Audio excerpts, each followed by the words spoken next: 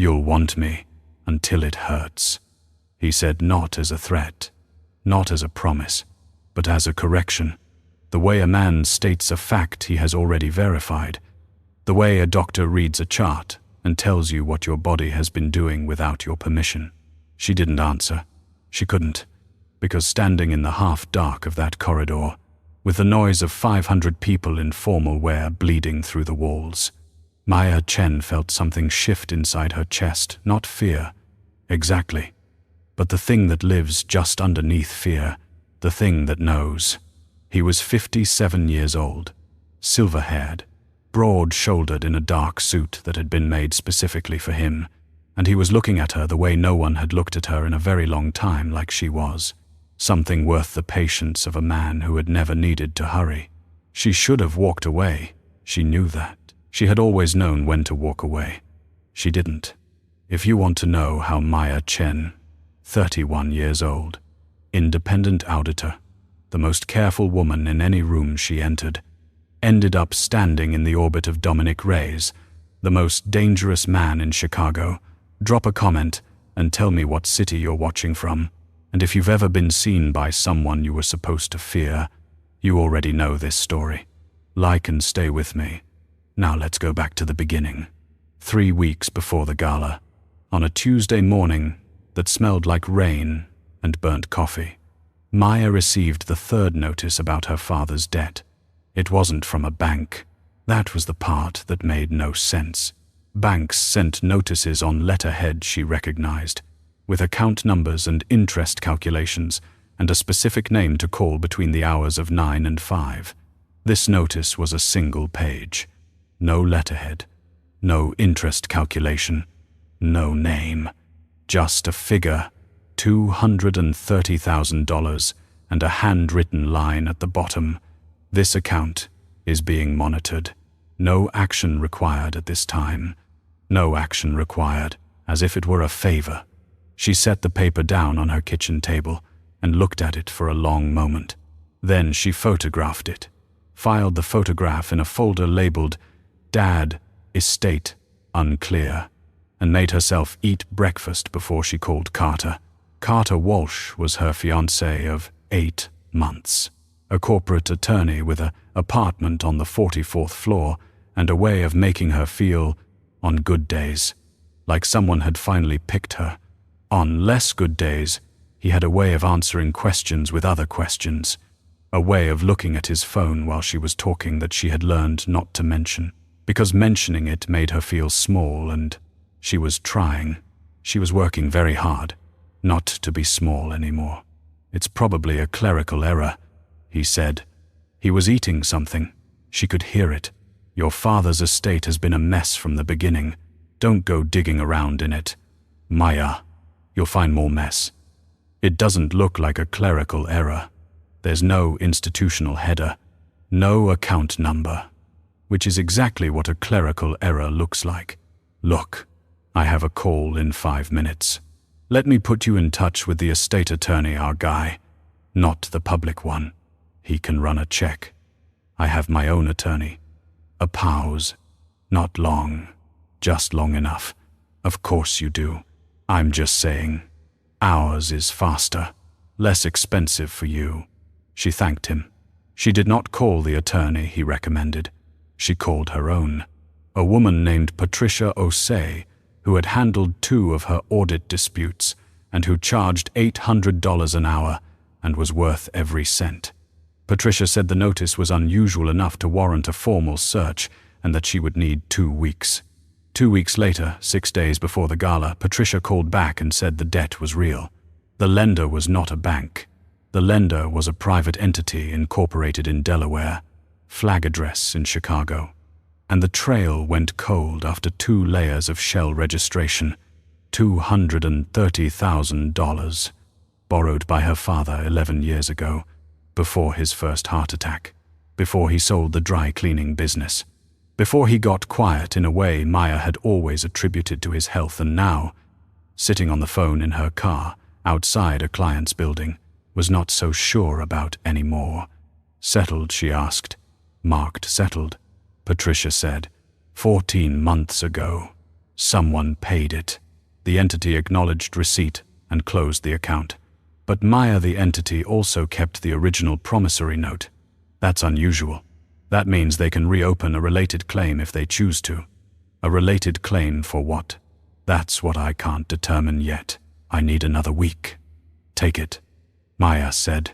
She sat in her car for 4 more minutes after the call ended, watching a pigeon investigate a cigarette wrapper on the sidewalk, and then she went into the building and did her job. Because her job was the one thing she was absolutely certain she understood. She did not tell Carter about the settled debt. She told herself it was because she was waiting for more information. She was honest enough, at least privately, to suspect it was because she already knew he would tell her to stop looking. The gala was a fundraiser for a children's hospital endowment, one of those Chicago events where the ticket price started at $2,000 a head and the real transactions happened in corridors and side rooms and on the terraces, where the wind off the lake was cold enough to make conversation brief and pointed.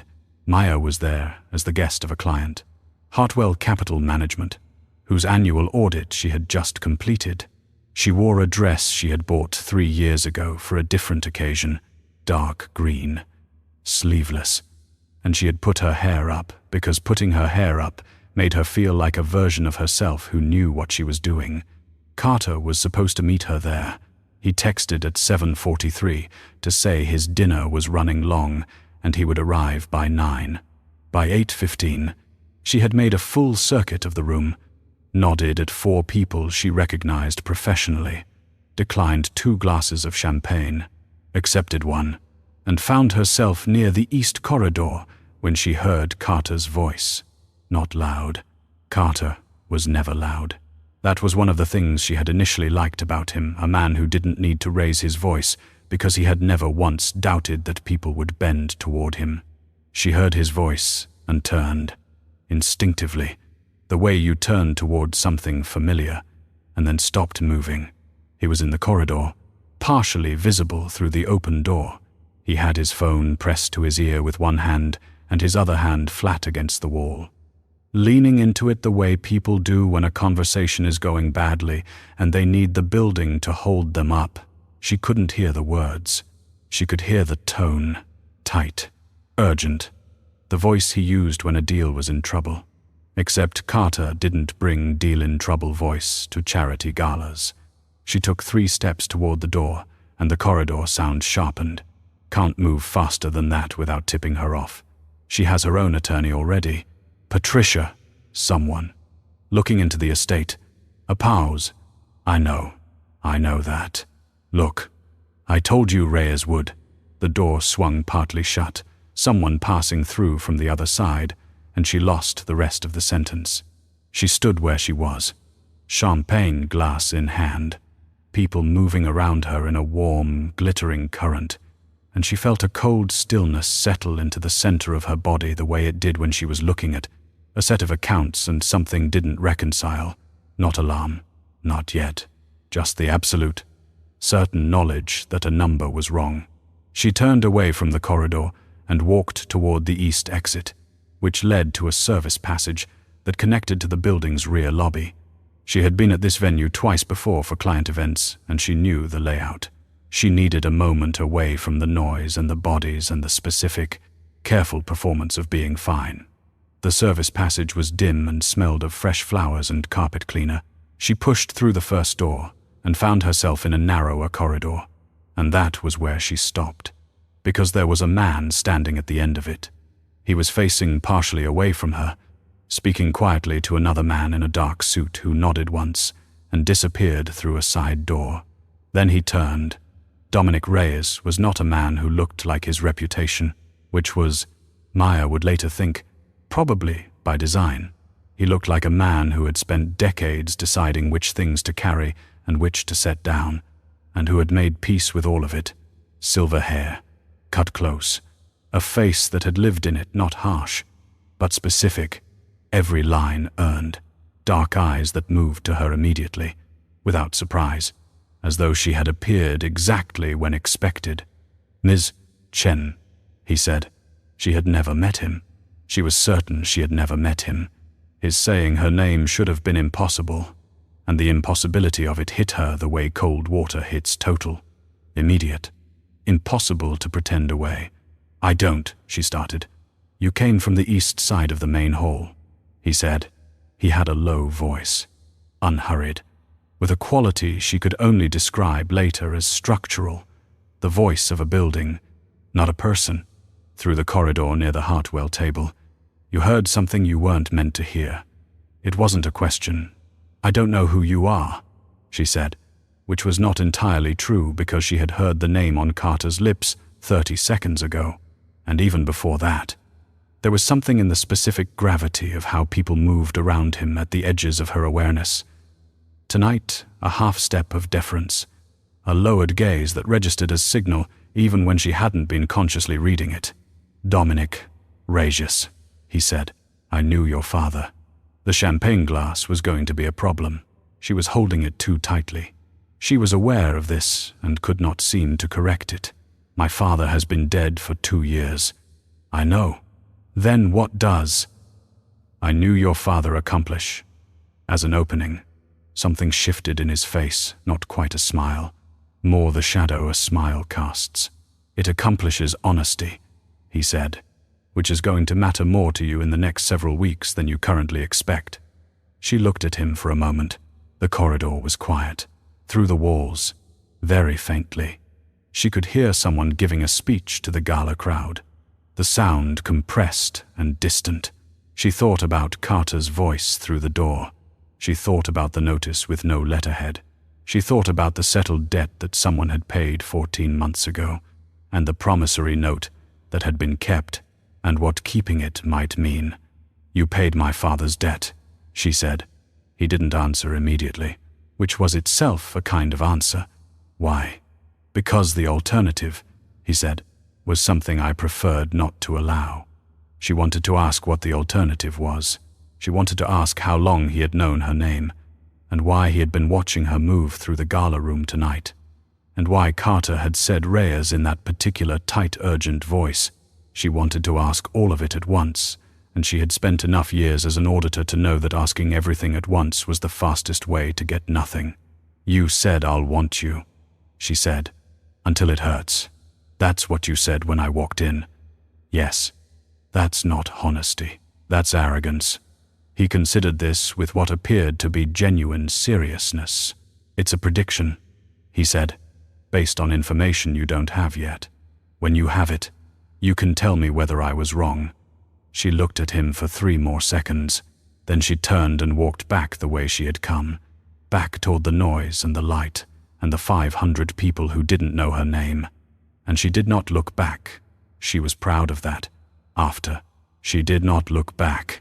What she could not account for was the feeling in her chest as she walked, not the fear she should have had, but something more like the feeling of a room being lit for the first time.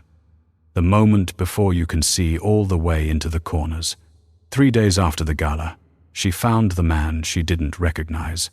It happened because she was going through her phone, clearing old notifications, and she found a photograph she had taken 4 weeks ago outside the parking garage adjacent to her office building. She had been leaving late, past 8 in the evening, and there had been a man near the elevator bank who had said unprompted, unbidden, "Not that elevator. The left one's faster tonight." She had taken the left elevator. She had been vaguely charmed by the random helpfulness of it.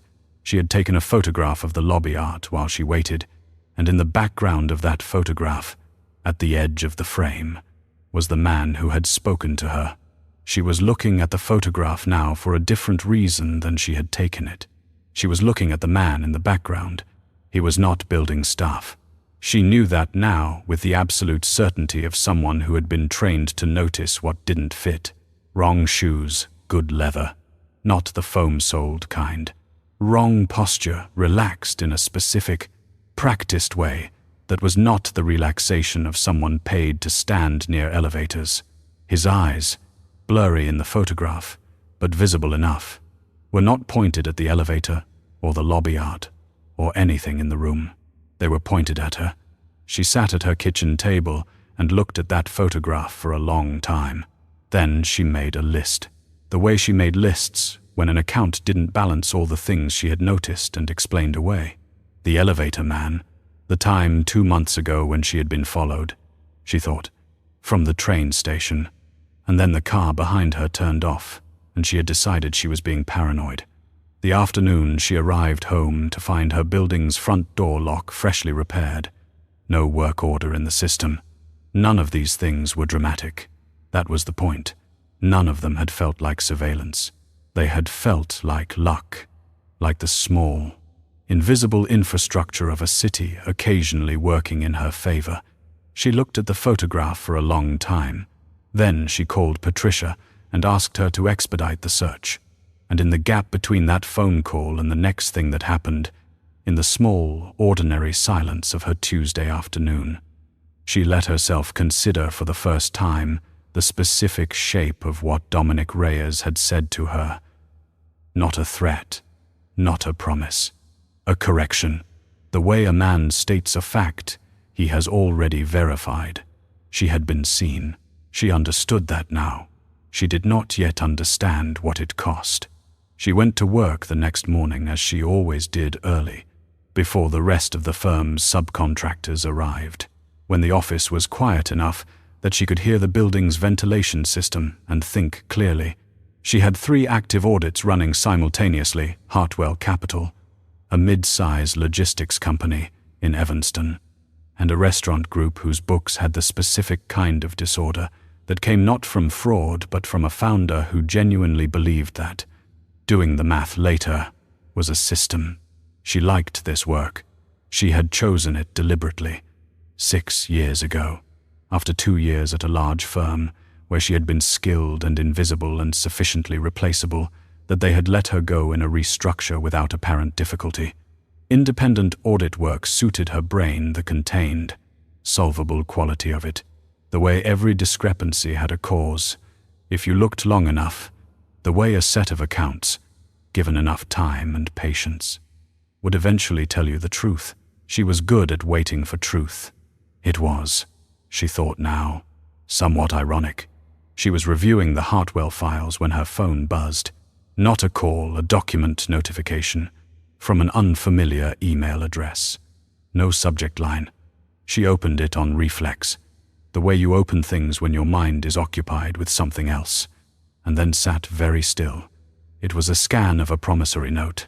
Her father's signature was at the bottom, a little cramped and slanted the way his handwriting had been, and she recognized the date 11 years ago, 2 months before his first cardiac event, and the figure was $230,000, and the lender of record was listed as an entity called Greymount Holdings, LLC, and underneath that, in a handwriting she didn't recognize, someone had written in blue pen D.R. Those were the only initials on the document, no other annotation, no cover letter, no explanation of who had sent it or why.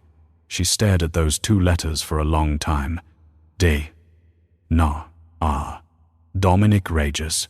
She thought about what he had said, based on information you don't have yet, and she thought about the fact that he had sent this or arranged to have it sent without telling her what to do with it, without an ask attached, without leverage explicitly applied, just the document, just the 2 initials, just the fact, clean and undecorated, dropped into her lap like something left on a doorstep. It was, she recognized, a very specific kind of power move, the kind that didn't look like one. She forwarded it to Patricia without comment, waited for the brief acknowledgement, and then went back to the Hartwell files. She worked until noon. She ate the lunch she had packed at her desk. She fielded a call from the logistics company's CFO, who was worried about a reconciliation issue on their equipment leases, and she walked him through it calmly and clearly, and when she hung up, she realized she had not thought about Dominic Reyes for 45 minutes, which felt like an achievement. Then Carter called. "How are you doing?" he asked. And it was a perfectly normal question, but the way he asked it was not quite right, a fraction too careful. The question of someone who wants to know what you know, not how you are. "Fine," she said. "Busy." Did you hear from that attorney, Patricia? She paused, just briefly. She's still running the search. I think we should just let it go, he said. Honestly, Maya, your father's estate is resolved. The debt is settled, whoever paid it. It's done. Digging into it is just going to cost you money and energy that you don't need to spend. You seem very confident that it's resolved. Because it is. I looked into it myself. When? Another pause. The same kind she had heard in his voice at the gala, a fraction too long, a fraction too considered. Last week, he said, after you mentioned it. She hadn't mentioned it to him since the initial conversation. She was certain of that. She was the kind of person who kept track of what she had said to whom, had been that way since childhood. A habit of self-protection that had served her so well and so quietly that she had forgotten it was a habit rather than a personality. She had not mentioned it to him last week. Right, she said. Well, I'm going to let Patricia finish, just to be thorough. Of course, he said, in the voice of a man who was not going to argue about this on the phone. I'll see you tonight. Tonight. Dinner. 7. You agreed last Thursday. She had agreed last Thursday. She had a note about it. She was not the kind of person who forgot things she had written down. But she had written this down, and something about the day, the document, the promissory note with its 2 initials in blue pen, had pushed it out of the foreground. Right, she said. 7. I'll be there. She spent the rest of the afternoon auditing and thinking, the 2 activities running parallel in the part of her brain that had always been able to hold more than one thing at once. She thought about the document. She thought about Carter saying, I looked into it myself with that particular quality of prepared casualness. She thought about what it meant that he had known about Patricia before she had mentioned her in the last week. Because she had specifically not mentioned her in the last week, and there were only a limited number of ways Carter could have known the name of her attorney without Maya telling him. She thought about Dominic Reyes and the corridor, and the way he had said, when you have it, you can tell me whether I was wrong.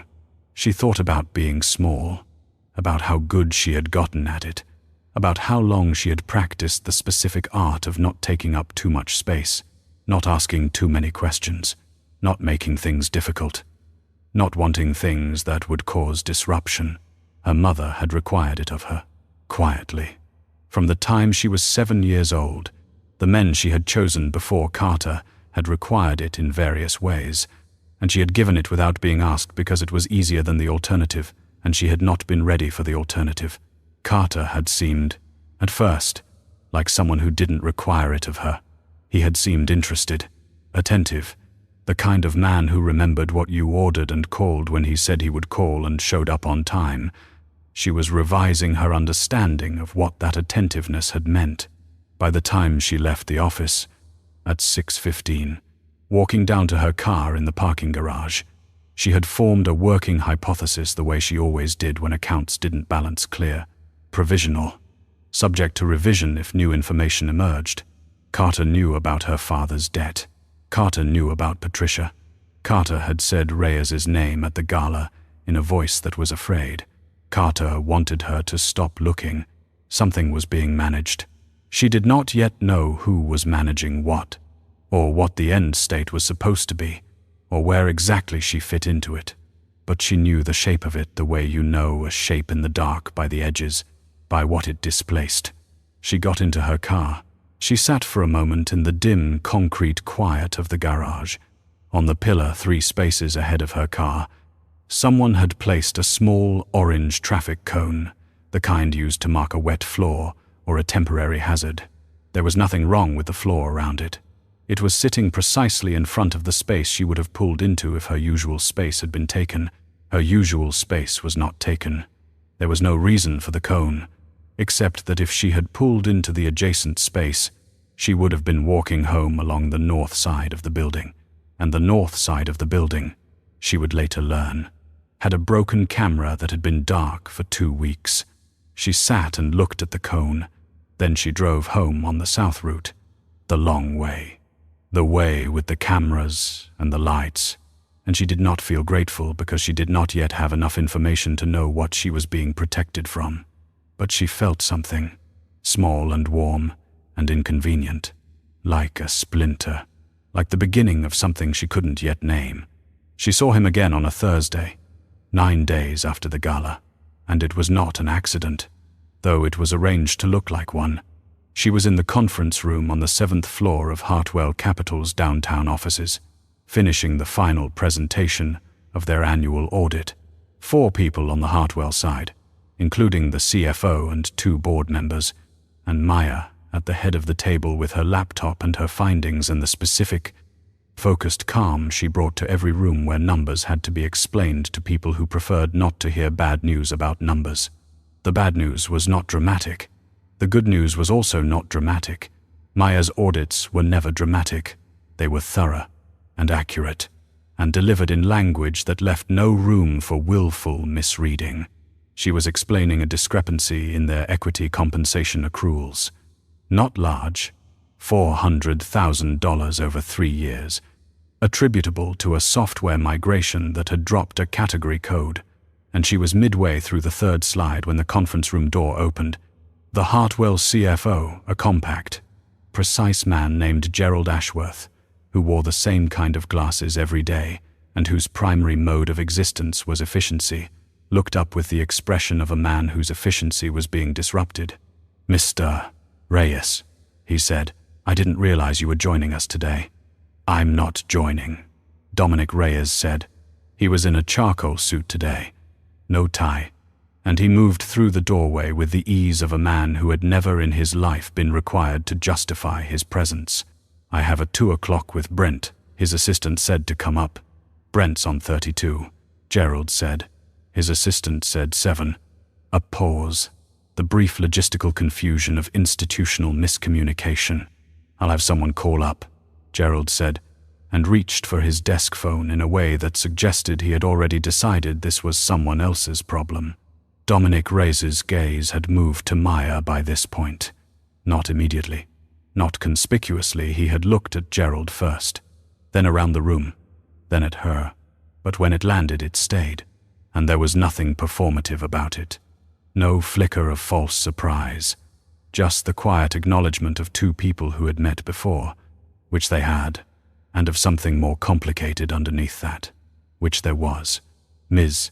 Chen," he said, exactly as he had said it in the corridor, as though confirming something. "Mr. Reyes," she said. Gerald looked between them. "You know each other." "We've met," Maya said.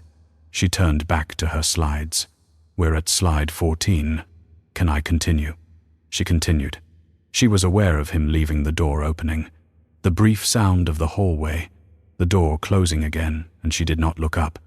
And she finished the presentation in exactly the tone and pace she had started it.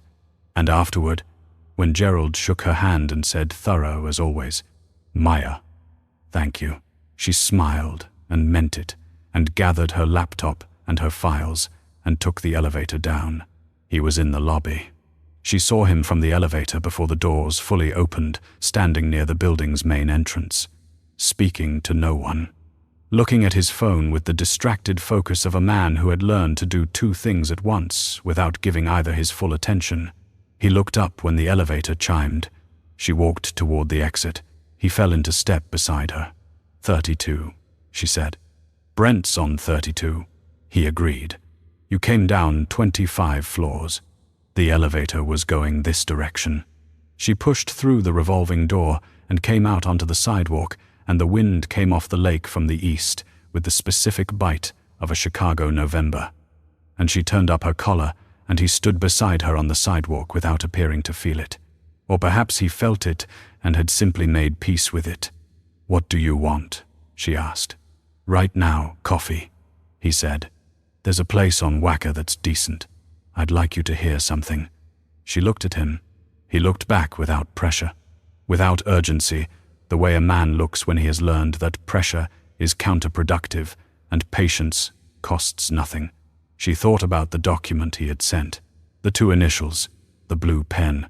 She thought about Carter's voice on the phone. "I looked into it myself." 1 hour, she said. I have a 3 o'clock.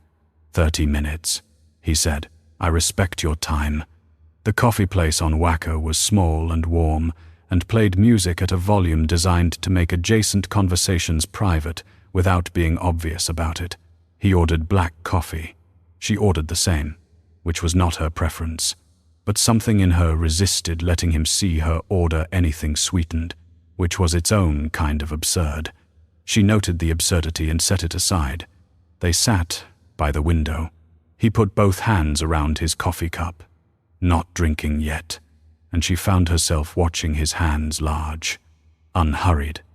The hands of a man who had done things with them that she probably didn't want to think about. And yet the way he held the cup was almost gentle. You got the document, he said. I got a document, she said, with 2 initials and no context. The context is this, he said. Your father borrowed money from my organization 11 years ago to keep his business solvent during a period when he had no other options. The terms were fair.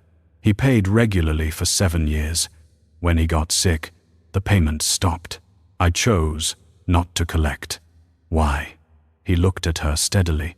Because he had a daughter, and the alternative collection methods would have been visible to her. She let that sit for a moment. The coffee was too hot to drink, and she wrapped her hands around the cup anyway, and 14 months ago someone paid the remainder.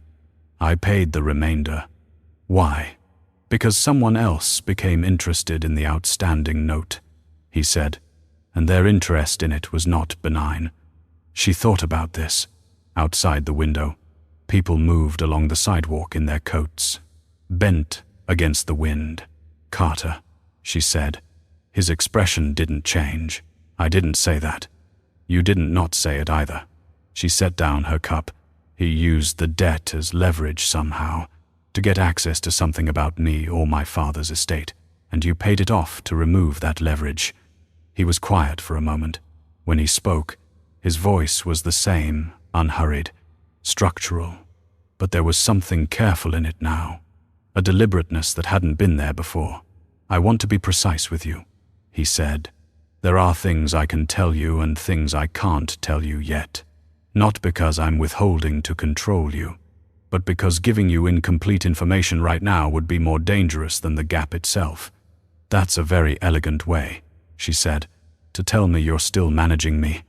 It is, he acknowledged, and then, unexpectedly, I'm sorry for that. She hadn't expected the apology. It landed strangely, like a word in a language you recognize but don't speak.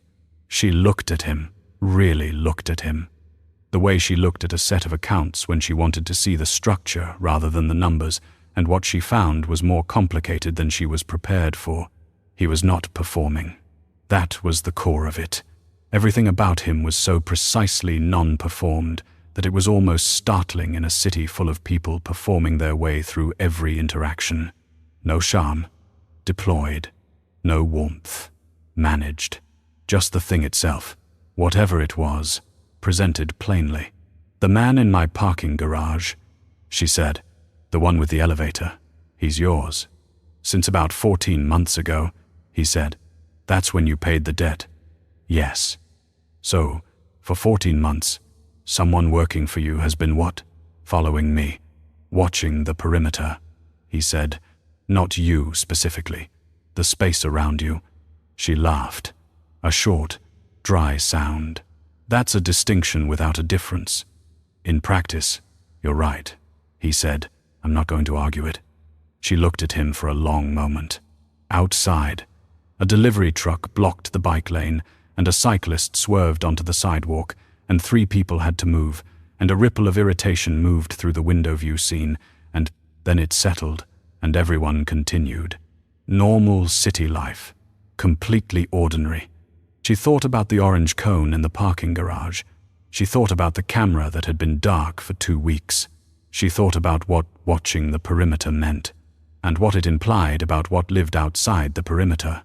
You think I'm in danger, she said. I think there are people who have an interest in your not knowing things, he said. Whether that rises to the level of danger depends on what you do next. And what am I going to do next?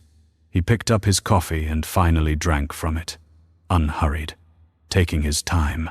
"Keep looking," he said, "because that's who you are. You've been looking since the first notice arrived, and you were looking before that. Actually, I think you've known something was off with your father's estate for longer than 2 months. You're just now giving yourself permission to investigate it directly." She stared at him. "You don't know me." "No," he agreed, "but I've been paying attention for 14 months. That's not the same thing as knowing you. But it's not nothing, either." It was not nothing. She knew that. She wished very badly that it were nothing. "I have to go," she said. "My 3 o'clock. Of course. He didn't move to stop her. He didn't make it feel like there was a cost to leaving. She stood and picked up her bag, and he remained seated, both hands around the coffee cup again, watching her with those dark eyes that didn't perform anything. At the door, she turned. "The man in the parking garage," she said. "Is he going to keep being there?" Dominic Reyes considered this. "That depends on whether you want him to be," he said. She pushed out into the cold and walked the 4 blocks back to her car with her head down and her hands in her pockets and the city noise all around her. And she thought about what it meant to say yes to something like that, to say yes to the protection of a man who was, by every measurable standard, someone she should run from. She thought about the alternative. She thought about Carter's voice. "I looked into it myself." She thought about being small. She was tired of being small. Over the following 10 days, she mapped the thing the way she mapped an audit methodically, in layers, starting from the outermost structure and working in. Outer layer, Carter Walsh. Attorney. 8 months engaged. History of casual deflection when she asked about her father's estate. Access to information she had not shared with him. A name on his lips at the gala that he had reason to know and reason to be afraid of. Second layer, her father's estate. A private debt. Borrowed before his illness. A note held by an entity traced to Dominic Reyes. A settlement paid 14 months ago. A promissory note retained which Patricia had confirmed meant the entity could, theoretically, assert a related financial interest in anything that arose from the original collateral. She did not yet know what the collateral had been. She added that to the list. Third layer, the gaps. Things that didn't fit. Carter recommending his own attorney to handle the estate. Early and persistently. Carter's knowledge of Patricia's name before she mentioned it. The fact that Carter had introduced her, 8 months ago, to the senior partner of his firm's real estate division, introduced her socially, at a dinner, as though it were a networking opportunity, and the senior partner had asked very specific questions about her father's property assets that she had answered without thinking much about it at the time. She thought about it now. Her father had owned the building where his dry cleaning business operated, a 2-story commercial building in Logan Square that he had purchased in the 90s when Logan Square was not what it was now.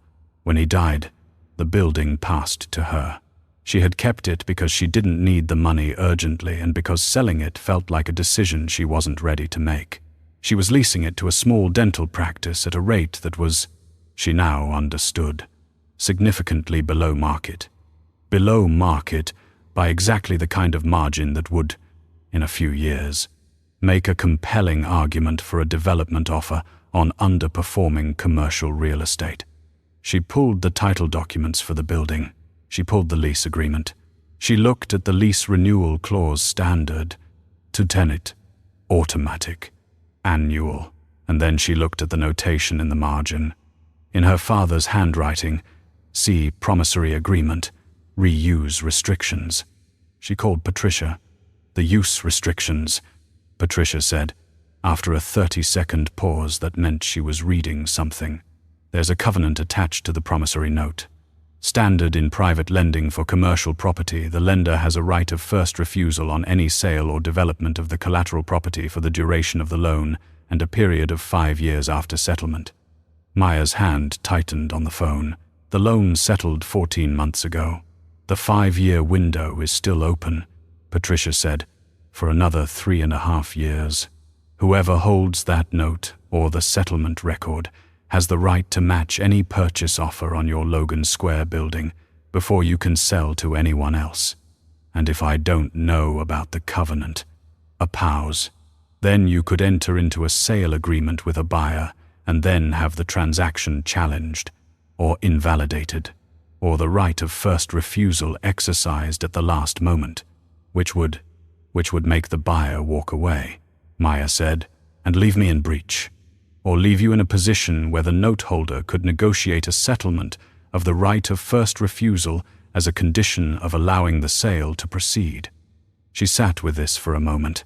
The building in Logan Square was worth, at current market, somewhere between $1.8 and $2.2 million. The right of first refusal was a lever, not a weapon. A lever, the kind of thing you use to position someone rather than destroy them. She thought about Carter's senior partner and his very specific questions about her father's property assets. She thought about Dominic Reyes standing in a dim corridor at a gala, watching her before she knew to look for him, and saying, "When you have the information, you can tell me whether I was wrong." She was beginning to think he had not been wrong. It was on a Wednesday, 11 days after the coffee on Wacker, that she saw the man who had been watching her building. She came home at 7 in the evening, parked in the structure 2 blocks from her apartment, and walked the usual route. And at the corner of her street she paused to let a delivery van pass. And in the window of the laundromat across from her building she saw a reflection, a man in a dark jacket, standing near the mailbox kiosk on the far side of her building's entrance, looking at his phone. She had seen him before. Not his face, she hadn't seen his face then either, but the jacket, the specific stillness, the orientation of the body. 2 weeks ago, outside the restaurant where she and Carter had had dinner, she had noticed him and filed him under man standing on sidewalk. City, normal, and moved on. She did not move on this time. She took out her phone and walked to the corner, and at the corner she turned slightly and took 3 photographs of the street. Wide angle, the way she took reference photos of documents when she wanted context. The man's reflection was in 2 of them, face still not fully visible. But the jacket, the posture, the phone. She went upstairs. She ate dinner. She did not call Carter, which had become, over the past week, the default option, not calling Carter rather than navigating the specific quality of his questions. She called Dominic Reyes instead. She had his number because he had given it to her. Matter-of-factly, at the end of the coffee meeting, written on a plain card with nothing on it but the number, no name, no title. And she had put it in her bag and had been carrying it for 11 days with the specific awareness of something she wasn't ready to use. He picked up on the second ring. "There's a man outside my building," she said. "Not mine," he said, immediately, without asking, "Which building or which man? Can you describe the jacket?" She described the jacket. He was quiet for a moment. "Go inside," he said. "Don't open the lobby door again tonight. I'll have someone there within 40 minutes. "I'm already inside," she said. I wanted to know if it was yours." "It's not." "Okay," she said. "Maya." His use of her first name, no Ms. Chen this time. Just her name. Unadorned, landed differently than she expected. Lower, more direct. "Lock the interior stairwell door if you can. Stay away from the windows facing the street tonight. Do you know who he is?" "I have a guess," he said. "I'll know within the hour. I'll call you when I know." She stayed away from the windows. She reviewed the Evanston logistics files for an hour and a half and answered 3 work emails and made tea she didn't drink, and at 9:47 her phone rang. "A man named Garrett Tull," Dominic said. "Contract work. He was hired through a third party approximately 3 weeks ago, around the time your attorney was identified." 3 weeks ago, she said. "That's right after the estate search was initiated." She sat in her kitchen with the mug of cold tea and the September dark outside the windows and the specific feeling of understanding, something you had suspected for a while, finally clicking into focus. "Carter hired him," she said. "The trail doesn't go directly there," he said, "but the hiring timeline correlates with when he would have learned about the attorney search." "You said the trail doesn't go directly there. It goes to a real estate law firm," he said, "one with connections to several development interests." She thought about the senior partner, about the dinner, about the questions she had answered without thinking. "The Logan Square building," she said. A pause. "Yes," she breathed out. "How long have you known about this?" "I've suspected the shape of it for 6 months," he said. "I've had confirmation for about 3. And you didn't tell me. It wasn't an accusation." "Exactly." She kept her voice even. The way she kept her voice, even when a CFO explained a discrepancy she could already see, was deliberate. "You had information about something that directly affects me, and you held it." "I did," he said. "I was waiting until I had enough of it to be useful, rather than just alarming." "That's not your decision to make," she said. "No," he said. "It's not. I'm sorry." She looked at the cold tea. She thought about what sorry meant from a man like this. Not cheap, she thought. Not performed. Just the word. Without decoration. Offered the way the document had been offered, cleanly. Without a request attached. "What do I do with Garrett Tull?" she asked. "Nothing tonight. I'll have someone on the building. Tomorrow, you make a decision about the next step." "The next step being what?" "You'll know," he said. "You've been working toward it. You know what you need to find, and where it is." She did know. She had known for 3 days. The original promissory agreement, with the use restriction covenant, had been filed with the county recorder's office. What she needed was the amendment, the settlement documentation from 14 months ago, which would tell her whether the covenant had been released or retained, and by whom, and what consideration had been paid. If the covenant had been retained, if Dominic Reyes still held the right of first refusal on her building, then everything Carter had done had been in service of maneuvering her into a position where that right either had to be exercised or negotiated, and Carter's clients would be in the room for that negotiation. And if that was the structure of it, then the question was not whether Carter was working against her.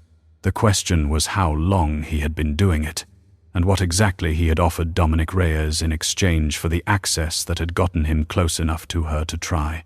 She already had a working hypothesis on that, too. She just needed to verify it. "I'll call you tomorrow," she said. "I'll be here," he said. She sat in the kitchen for a long time after she hung up, not reviewing files, not thinking about the audit, just sitting in the quiet of her apartment with the city outside and the specific weight of knowing that the last 8 months of her life had been built, at least partially, on a structure she hadn't been permitted to see. She was angry. She was aware of that. Assessed it. Put it in the correct column. Anger was useful in the right quantities. It clarified things. It made you willing to do things you might otherwise have found frightening.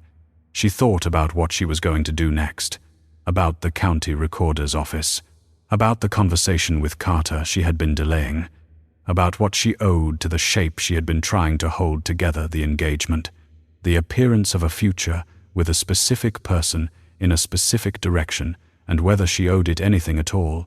Now that the structure underneath it was showing, she decided she owed it nothing. She made a fresh cup of tea. She drank it. She went to bed and slept, which surprised her, deeply and without dreaming. And when she woke in the morning, the anger was still there, clean and cold and workable. And she knew exactly what she needed to do. The dinner was Carter's idea, which she understood only in retrospect to mean it was not entirely Carter's idea. He announced it on a Sunday afternoon, called her while she was at the county recorder's office, which she had reached by 9 in the morning by telling herself she was going for a different reason, and then finding she couldn't do anything else until she had gone, and said, with the careful warmth of someone who has prepared their casual tone in advance, that he wanted to celebrate their engagement properly, with family, and that he had reserved a private room at a restaurant in the West Loop for the following Friday. "Your family and mine," he said. "A proper dinner. We've been putting it off too long." She had, in fact, been putting it off.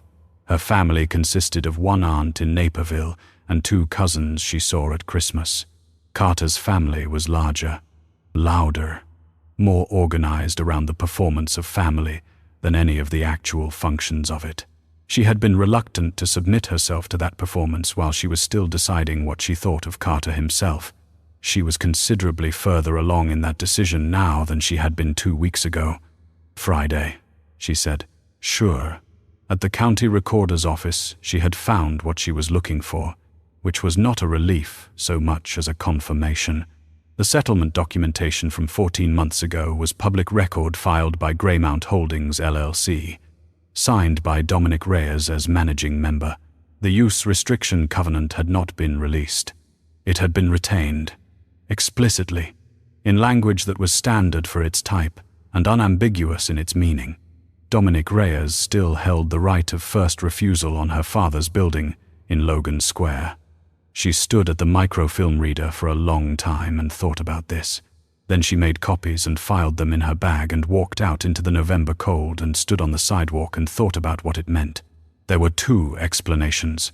The first was that he had retained the covenant as a form of ongoing leverage over her, that the protection, the settled debt, the man watching her building, all of it was the setup for a much larger extraction, the kind that would require her to sign away something significant in exchange for releasing the right. The first explanation was the obvious one. The first explanation was the one she would have accepted 3 weeks ago, before she knew anything about any of this, before she had sat in a coffee place on Wacker and watched him hold a cup with something very close to gentleness. The second explanation was that he had retained the covenant to prevent someone else from exercising it. That it was a defensive move, not an offensive one. That the right of first refusal, in his hands, was a shield rather than a lever, because if someone else obtained that covenant, through purchase or assignment, they would have the leverage over her that he was currently preventing them from having. She was an auditor. She had spent 6 years of her professional life learning to distinguish between 2 explanations that looked identical from the outside. You distinguished them by motivation. You asked, what does this person gain? What does this action cost them? Retaining the covenant and doing nothing with it for 14 months cost him the ability to monetize it. Holding it, actively maintaining a man to watch her building, paying her father's debt. Sending her an unsolicited document cost him time and resources and exposure. What did he gain? She didn't know yet. That was the gap. That was the part she couldn't reconcile. She went home and put the copies in the folder labeled Dad, Estate, Unclear, which was no longer particularly unclear, and changed the label on her phone to Dad, Estate, Active, and spent the rest of Sunday working and trying not to think about what she was going to say to Carter on Friday. She called Dominic on Tuesday. "The covenant," she said, when he picked up. No preamble. He seemed to prefer it that way, and she was finding, against her better judgment, that she preferred it too. "You retained it." "Yes." "Why?" "Because if I released it, it would have been purchasable by any interested party within 60 days of filing. There are 2 parties who have expressed interest in your Logan Square property. Neither of them had your best interests in mind, one of them being Carter's real estate clients." "One of them," he agreed. "Who's the other?" "A competitor of mine," he said, "who would use the covenant as pressure on me, not on you. But the effect on you would be the same." She thought about this. "So you're holding it to protect it."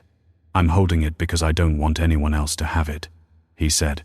"Whether that constitutes protection or possession is a distinction I'll leave to you." It was, she thought, the most honest thing he had said to her, because it was both. She understood that. It was both things simultaneously, and acknowledging that it was both was more trustworthy than claiming it was only one. Carter's dinner is Friday, she said. A pause. I know. She was not particularly surprised. Are you going? I was invited, he said, and the flatness of it told her everything about who had issued the invitation and what the purpose of it was. I haven't decided. Come, she said. A longer pause. She could hear the quality of his attention on the line, the same quality she had felt in the coffee place, the same quality she had felt in the corridor, a kind of focused stillness that she was beginning to recognize as his default mode in any situation he found genuinely worth his attention. Why, he asked. Because I want to watch Carter's face, she said, and because I want someone in that room who isn't performing. She heard something that was not quite a sound, more the absence of one, a caught breath or a checked response. All right, he said. Don't tell me what to do at the dinner, she said. Don't give me signals. Don't manage anything. Just be in the room. Understood, he said. She went back to work. The restaurant had a private room with a long table and dark wood paneling and lighting that was flattering and expensive, and by the time Maya arrived on Friday, 8 of the 12 chairs were occupied. Carter's mother, who kissed Maya on both cheeks and smelled of Chanel, and managed to make every sentence sound like a verdict. 2 of Carter's cousins, his older brother, David, who was affable and slightly drunk in the particular way of men who start drinking before dinner to manage social anxiety they have never named. Her aunt, June, small and comfortable, and fond of Maya in an undemanding way that Maya had always appreciated. Her 2 cousins, who talked to each other quietly at the far end of the table and were visibly relieved not to have to circulate. Carter stood at the head of the table with a glass of red wine and the specific expression of a man who had arranged something and was now managing whether it was going as planned. He kissed her when she arrived. His mouth was warm and familiar, and she did not pull away, and she did not lean into it, either. She found the middle. She had spent 8 months finding the middle. You look beautiful, he said. Thank you. She sat in the chair beside his. Dominic Reyes arrived 11 minutes after she did. She knew he had arrived before she saw him, because Carter's face changed. A very subtle change, the kind of change that wouldn't register to someone who wasn't looking for it. A slight tightening around the eyes, a reorientation of the body toward the door. Maya was looking for it, and she saw it, and she watched it. Dominic moved into the room without hurry, shook hands with Carter with the easy authority of a man who understood that handshakes were negotiations and always won them, and allowed himself to be introduced to Carter's mother and brother in a way that suggested he had been introduced to hundreds of people in rooms like this and found it neither impressive nor troubling. His gaze moved to Maya once, briefly, when Carter said her name during the introduction. Just a look, not lingering, not performing, just acknowledgement. She nodded. He was seated across the table and 3 chairs down, between David Walsh and one of Carter's cousins, and she watched him manage that position with the same unhurried competence, making conversation without being pursued by it, listening without appearing to listen, doing the social work of a man who could be invisible in any room he chose to be invisible in. Dinner progressed. Courses arrived. Carter's mother asked Maya twice about the wedding timeline, each time with the pleasantness of someone pressing a bruise to see if it still hurt. Carter refilled Maya's wineglass once without being asked, which was either attentive or controlling, depending on how you read it, and she was currently reading it as controlling. David Walsh told a story about a conference in Phoenix that was funny the first time he told it, and he told it twice. It was midway through the main course that Carter made his move. He did it smoothly. She gave him that. He shifted the conversation toward the Logan Square building, asked her, casually, as though it had just occurred to him, what she was planning to do with her father's property, whether she had thought about selling, whether the dental practice was still working out. She felt the table quiet slightly, not the way conversations quiet when something interesting happens. but the way they quiet when people recognize a script being run. I've been thinking about it, she said. Her voice was easy, unrevealing. She had been auditing for 6 years.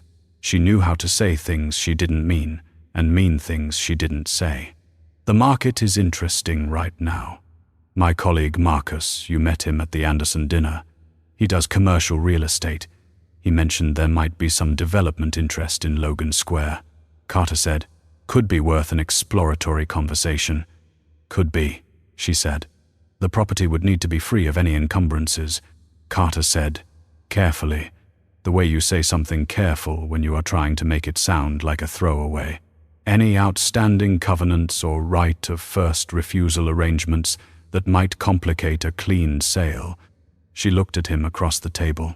He looked back at her with the perfectly calibrated expression of a man asking a practical question about a practical matter. I'll look into it, she said. She looked at Dominic. Across the table and 3 chairs down, he was listening to something David Walsh was saying, his expression attentive, unrevealing. A man at a dinner party, doing what dinner parties required. But he was not actually listening to David Walsh. She knew that with a certainty that had no rational basis and didn't need one. He had heard every word. Carter's mother asked about the wedding timeline again. After dinner, in the restaurant's small anteroom, while coats were being retrieved. Dominic stepped beside her. You moved, he said, quietly, in the specific undertone of someone who didn't need privacy because their volume provided it. He meant she had moved from the chair next to Carter's to the other side of the table over the course of the evening. She hadn't realized she had done it. She had done it on instinct. I noticed things more clearly from over there, she said. He looked at her for a moment. You did well, he said. Don't, she said. Don't what? Assess my performance. I'm not. She stopped. I'm not one of your people. No, he agreed. You're not? And then, quietly, matter-of-factly, with the same tone he used for everything that mattered, you're considerably more capable than most of them. She looked at him. He looked back without any apparent awareness that he had said something that could be construed as a compliment. Or perhaps he was aware of it and had said it anyway because it was true and he had decided to simply say true things. Carter appeared in the doorway. He looked at them standing together and his face did something compressed. Briefly, like a man preventing an expression, and then the compression passed, and he smiled at both of them with the ease of a man who had practiced ease extensively. Dominic, he said, glad you could make it. Good table. Dominic said, Maya and I were just talking, Carter said, putting his hand on her lower back. A light touch, the kind that was also a statement about the Logan Square property. I think there's a real opportunity there. Good properties generate good conversations, Dominic said. Completely neutral, completely unreadable. He turned to Maya. Good night, Ms. Chen. Good night, she said. Carter's hand was still on her back. She let it be there. She watched Dominic cross the anteroom and say goodbye to Carter's mother with a warmth she hadn't seen him deploy before genuine, she thought, not performed. The warmth of someone who had long ago decided which people he found worthy of it and had sorted Carter's mother into the category, and then he was gone. Carter leaned down to say something about sharing a car home. She nodded and reached for her coat, and in the pocket of her coat, her fingers closed around her phone. Outside, when Carter stopped to say goodbye to his brother. She checked her messages. Nothing new, but she had a browser tab open from this afternoon, the county recorder's office.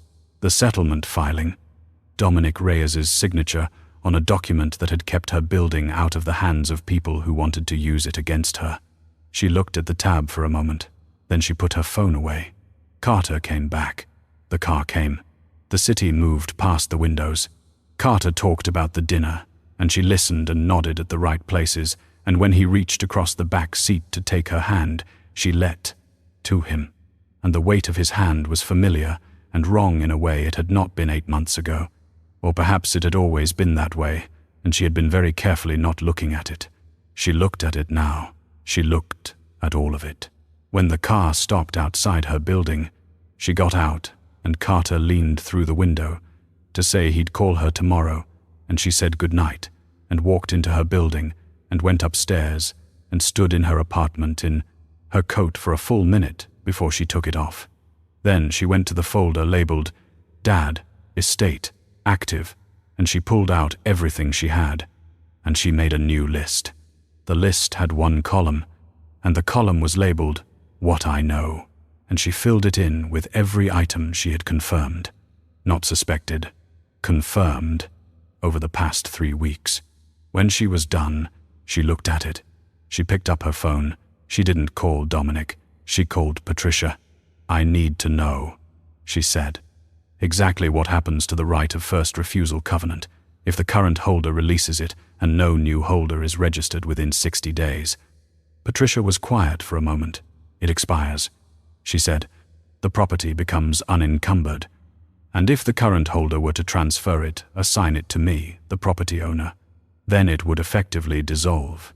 Patricia said, "A property owner can't exercise a right of first refusal against themselves. The covenant would have no legal effect." Could that be done quickly? With cooperation from the current holder, yes. A few days. She sat with this for a moment. "Okay," she said. "I'll be in touch." She hung up. She sat in the quiet of her apartment. Outside, the city made its usual sounds: distant traffic, a siren 4 or 5 blocks east, the low hum of the ventilation system. The sounds of a city that continued, regardless of what any individual person was figuring out inside of it. She thought about what she was about to do, about who she was about to ask, about the specific weight of asking a man like Dominic Reyes for something, and what he might read into the asking, and whether she cared about that. She found she didn't care. Particularly, she was tired of being careful in directions that had cost her things. She was going to try being careful in a different direction and see what happened. She was going to ask him to give up the one piece of leverage he held over her, and she was going to watch what he did. That was how you distinguished between two explanations that looked identical from the outside. You removed the variable, and you watched. She called him the next morning, Saturday, at 8:45. Before she had time to think too carefully about it, "I need to see you," she said. "Not coffee. Somewhere we can spread out documents." "My office," he said, without hesitation. 2 hours. His office was not what she had expected, though she was not sure what she had expected. Something more aggressively powerful, perhaps more deliberately intimidating. What she found instead was a suite of rooms on the 31st floor of a building in the Loop, clean and spare, and furnished in a way that suggested someone had chosen each piece with specific intention rather than with money to fill space. Dark wood, clean lines, a wall of windows facing south over the city. She spread her documents on the conference table, and he sat across from her, not behind a desk, just across the table, and looked at what she had brought. She had brought everything: the original notice, the promissory note, the settlement documentation, the covenant retention filing, the county recorder's copies, Patricia's analysis, her own list, the column labeled What I Know, which she had typed and printed because she thought better in printed text. She walked him through it, all of it, not asking questions yet, just presenting. The way she presented an audit: facts in order, structure visible, conclusions held until the evidence was complete. He listened without interrupting. He looked at each document as she placed it, looked at it with the same focused attention he brought to everything, and she noticed that he did not look at her while she was presenting, only at the documents, which was unusual for a man in his position, who would typically use eye contact as a tool. He was, she thought, letting the documents be the subject, staying out of it. When she finished, she said, "I want you to assign the covenant to me." He looked at her then. "If you assign it to me," she said, "it dissolves." Patricia confirmed it. The property becomes unencumbered, and the leverage that Carter and his clients have been trying to access goes away. Yes, he said, you'll lose the right of first refusal on a property worth approximately $2 million. Yes, he said again. Why would you do that? He was quiet for a moment. Not the silence of someone deciding what to say, she thought, but the silence of someone deciding how much to say, and how honestly. I never intended to use it, he said. The covenant was a mechanism to prevent harm. If assigning it to you accomplishes that more permanently than retaining it, then assigning it is the correct action. She looked at him. That's a practical answer. It's an honest one. I want to know about Carter, she said. All of it. Not the edges you've been comfortable giving me. What did he propose? What did you agree to? A longer silence now. He set down the document he had been holding. Approximately 10 months ago, he said, Carter Walsh made contact with my organization through an intermediary. He had information about the Logan Square building, the covenant, the settled debt, the value of the right of first refusal, and he proposed an arrangement. What kind of arrangement? He wanted my help positioning the property for a sale to his development clients. His proposal was that I would exercise the right of first refusal on any competing offer, effectively blocking it, and then assign the covenant to his client's holding company at below market consideration, in exchange for a fee. She looked at him steadily. And in exchange for your cooperation, he'd give you something. He offered information, Dominic said, about a competitor, a rival organization that I had been in conflict with for several years. Carter had a client who had dealings with them and could provide documentation of certain activities. So he was going to give you information about your enemies, she said, and in exchange, you would help him strip a piece of property from a woman whose father had been in debt to you. That was his proposal, Dominic said. Yes. What did you say? He looked at her with the particular stillness of a man who has made decisions he hasn't had to account for in a long time. I said no, he said. I told him the covenant was not available for that kind of arrangement. He left the meeting convinced I could be brought around. He was incorrect. She held that for a moment. That was 10 months ago. We started dating 8 months ago. Yes. He introduced me to his senior real estate partner within the first month. Yes. So after you said no, she said, he decided to work the other side. Get close to me. Position for the sale that way. Use the estate attorney, the property audit, the engagement, all of it, to create pressure points that would make me more likely to sell on his timeline and his terms. She stopped. She thought about 8 months, about the specific ways he had been attentive calling when he said he would call, remembering what she ordered, about how she had read that attentiveness as interest in her, and it had actually been management of her. The distinction was so large and so clean that it should have been obvious. And she thought about why it had not been obvious. And the answer to that question was a complicated one she would take apart later, when she was alone. How long have you known, she asked, that he was with me? I knew within 2 weeks, Dominic said. A man I know saw you at an event with him and mentioned it. 2 weeks, she said, of an 8-month relationship. Yes, and you said nothing. I had nothing actionable. I knew he had attempted to use the covenant, and failed. I didn't know, for several months, what his secondary strategy was or how serious it was. By the time I understood the full structure of it, by the time you understood it, she said, he and I were engaged. He didn't answer. She stood up. She walked to the window and looked out at the city, the grid of it, the familiar logic of blocks and streets, everything in its assigned position. She stood there for a moment and breathed. You were watching me for 14 months, she said. For the first few months I wasn't with him and you were watching the perimeter. Fine, whatever that means. But then I was with him, and you knew who he was and what he wanted, and you kept watching. From 14 months away. Maya, don't. She turned from the window. I want to hear the full account first. Then you can explain." He nodded. "The surveillance," she said. "All of it. How long? What kind? Why?" He told her.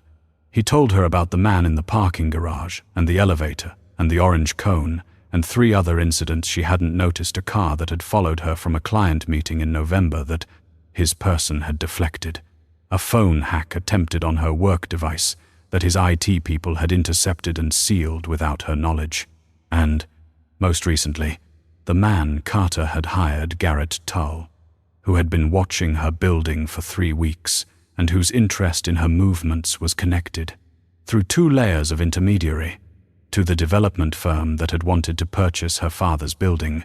She listened to all of it. She did not interrupt.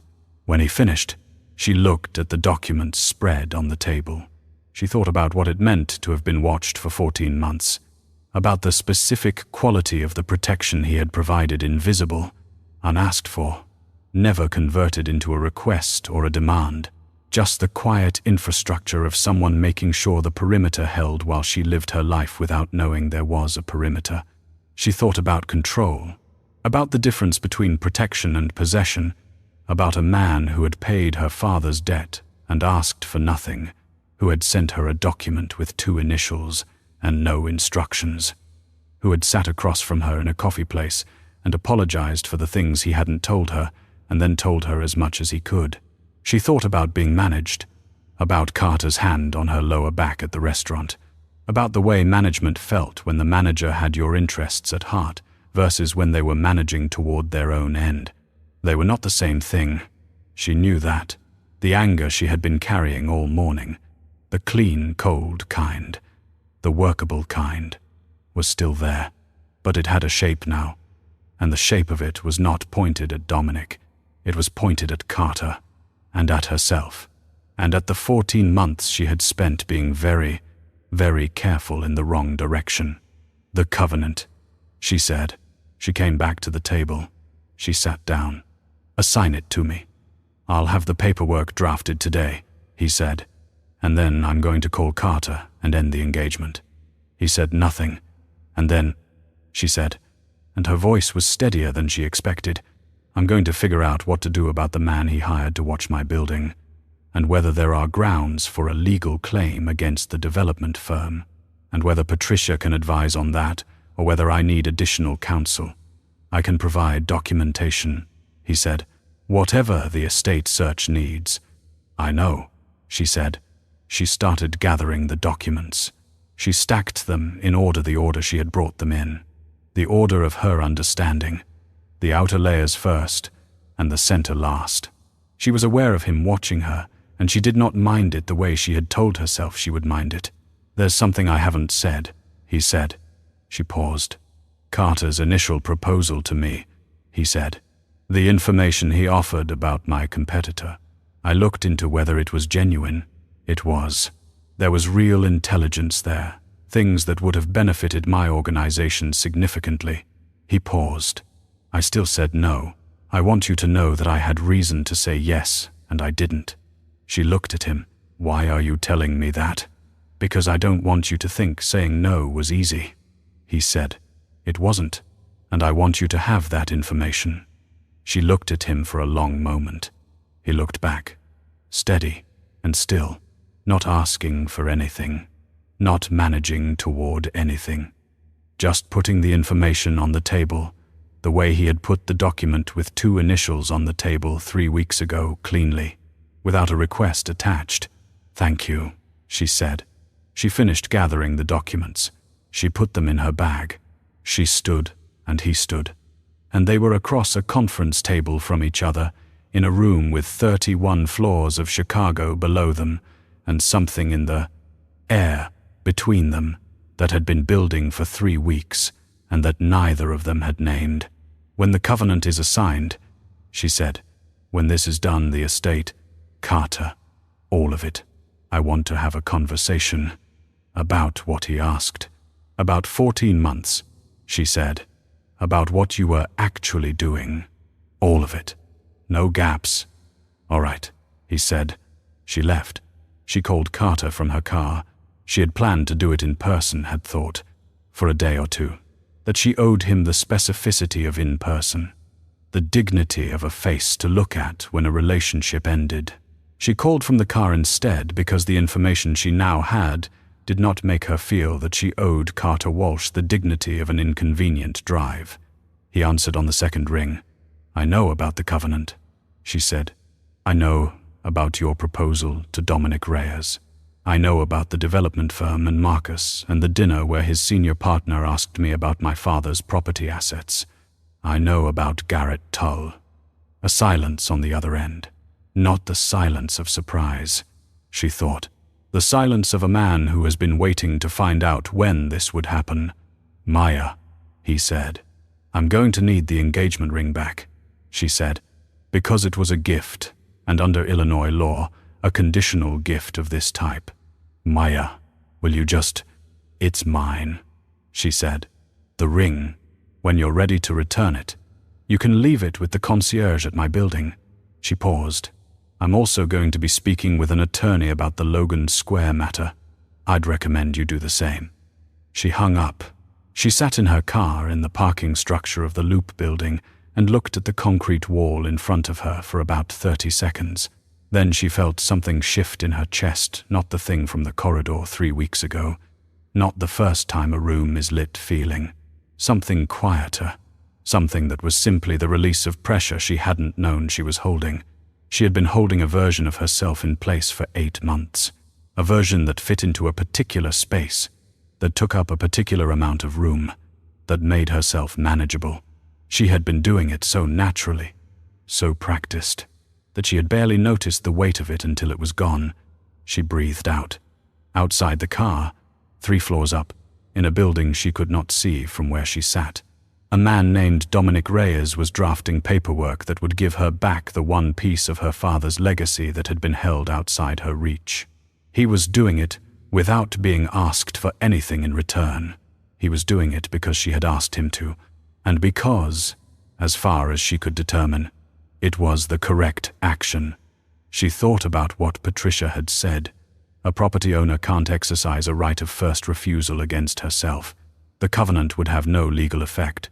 She was going to own all of it, every piece. She started the car. She drove home on the south route, out of habit, along the streets with the cameras and the lights. And this time she knew why. And knowing why made it feel different, not like the city's infrastructure working in her favor by accident, but like a thing she understood, a system she was now inside of, rather than merely subject to. She was nearly home when her phone rang. Not Dominic. A number she didn't recognize. She let it ring. It rang again. 30 seconds later, the same number. She pulled over. She answered. The voice on the other end was not one she recognized. Either male, flat, professional, in the way of someone who does unpleasant things as a business and has made peace with the unpleasantness. Ms. Chen. The voice said, "My employer would like to discuss the Logan Square property tonight, if possible. We understand you've recently had conversations that may have given you a distorted picture of the situation, and there's an offer on the table that we think would be worth your time." She looked at the street through her windshield. A street light was on already, though it was only late afternoon, the November dark coming early. "Who is your employer?" she said. "That's something we can discuss in person," the voice said. "Tonight." "No," she said. "Ms. Chen." "No," she said again. "If your employer would like to make a formal offer on the property, they can contact my attorney. Her name is Patricia Ozay. She's listed." She hung up. Her heart was going a little faster than usual. Not fear. Exactly. Something more like the feeling before you press send on a document that can't be unsent, the irreversible thing. Already done. She called Dominic. "Someone called," she said, "wanting a meeting about the Logan Square property. Tonight." She heard the quality of his attention shift, the same shift she had learned over 3 weeks. The tightening of focus. "What number?" She read it off. "Stay home," he said. "Don't go to any meeting tonight. I'll call you back within 20 minutes. She drove the rest of the way home. She was in her apartment, coat still on, standing in the kitchen, when the knock came at her door. Not Dominic's people. She had been watching from the window and hadn't seen anyone approach the building. Not Carter. She had told him to leave the ring with the concierge. She looked through the peephole. She did not recognize the man in the hallway. He was alone, wearing a dark jacket, standing with the specific upright posture of someone accustomed to institutional spaces. And he was looking at the peephole directly, which meant he had been expecting her to look. "Ms. Chen," he said. His voice was the same voice from the phone. "It would be in your interest to open the door." She did not open the door. She took 3 steps back from it, into the center of her kitchen, and she called Dominic. He picked up on the first ring. "He's here," she said, "outside my apartment door. I'm 12 minutes away," he said, and his voice had the same structural quality as always. The voice of a building. But underneath it now was something harder. Something with an edge she hadn't heard before. "Do not open the door. Is the secondary lock engaged?" "Yes." "Stay away from the door. Don't answer if he speaks again. I'll call you when I'm in the building." She stood in the center of her kitchen with her coat on and her phone in her hand, and the knock came again at her door, and she did not move, and she did not answer, and she breathed carefully, the way she breathed when accounts didn't balance, and she needed to be patient enough to find the error. 12 minutes. She could wait 12 minutes. Outside her door. The man knocked a 3rd time. Then she heard his footsteps in the hallway, retreating toward the stairs. Then silence. Her phone buzzed, a text from Dominic. "In the lobby, coming up," and then another, "Don't open until I identify myself." She stood in her kitchen and waited, and the silence held, and through the wall she heard the elevator, and then footsteps in the hallway that were different from the previous footsteps, different weight, different pace, and then his voice. Low, through the door. "It's me." She opened the door. He came in, and she stepped back to let him, and he looked at her face quickly, assessing, and then at the apartment, and then back at her. He was in a dark overcoat, and he had clearly not been home. Same clothes as the morning. Slightly different quality of wear. The kind of wear that meant he had been somewhere between then and now that had not been restful. "Are you all right?" he asked. "Yes," she said. "He left before you got here." "I know. We have him." He said it without elaboration, in the tone of a man who means "we have him," in a way she probably didn't need specifics about, and she found she was fine with not having specifics. His employer is connected to the same development firm. They moved faster than I expected, which means Carter's call this afternoon accelerated their timeline. "I called Carter," she said, "told him I knew everything. And then someone called me within." She thought about it. "Maybe 2 hours." 2 hours is enough time," he said. "They had a contingency." She looked at him standing in her kitchen in the November dark, her coat still on, the folder of documents in her bag, the city outside her windows doing its usual city things. She thought about the 12 minutes. She thought about calling him and having him answer on the first ring and say, "I'm 12 minutes away," with the specific certainty of someone who had already known where he was relative to where she was. Not because he was monitoring her. She understood now.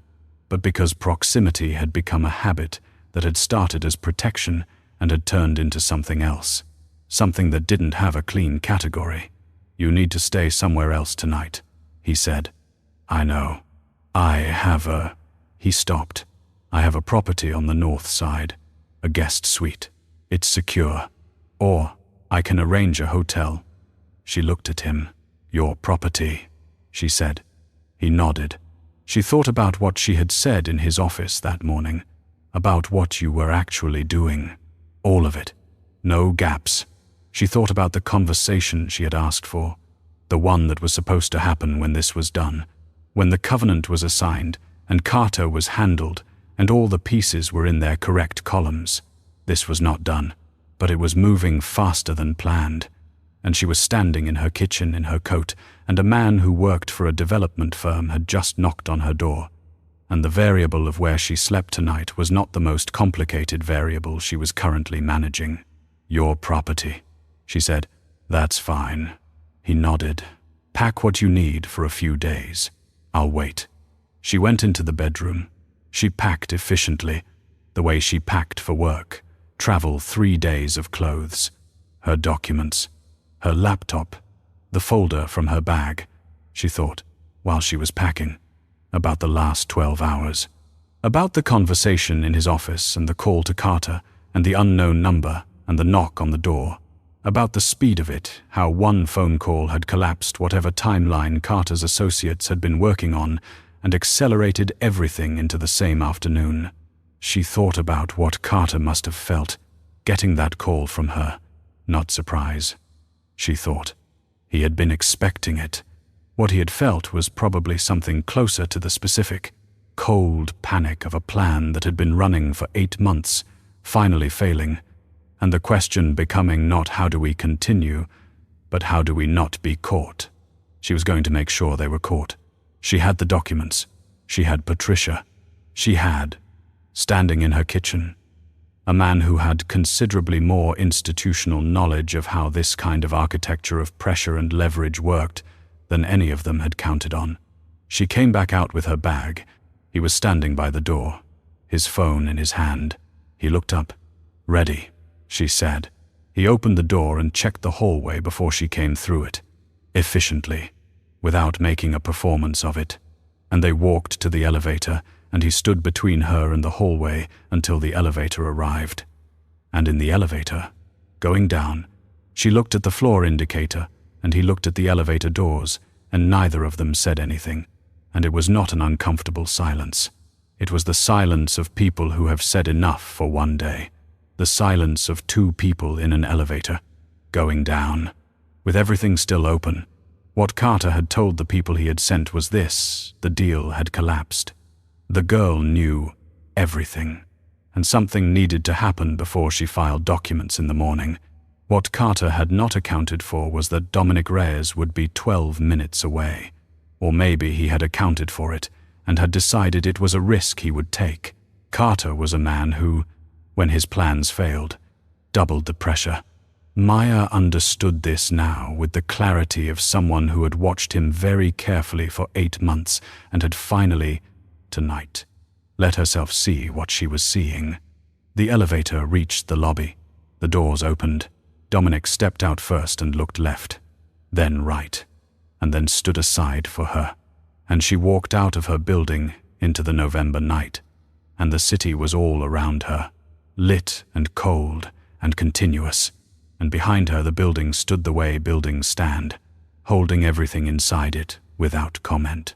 She did not look back at it. The Northside property was a house, not a suite in a building, a narrow 3-story greystone on a quiet block in Lincoln Square, with a deep front porch and a wrought iron fence and the specific quality of a house that had been lived in carefully for a long time.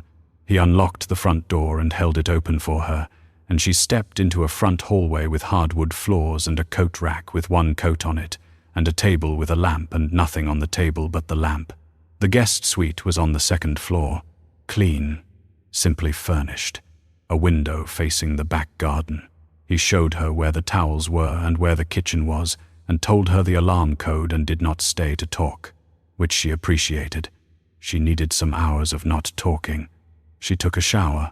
She made tea in the kitchen, which was stocked in a way that suggested someone came in regularly to stock it, and she sat at the kitchen table and went through her documents one more time. Not because she had forgotten anything, but because going through documents was how she thought when thinking was hard. Her phone had 14 missed calls, Carter, mostly, and 2 from a number she didn't recognize, and 1 from his brother David, which surprised her. She didn't listen to the voicemails. She put the phone face down on the table and made another cup of tea and thought about the next morning and what it was going to require.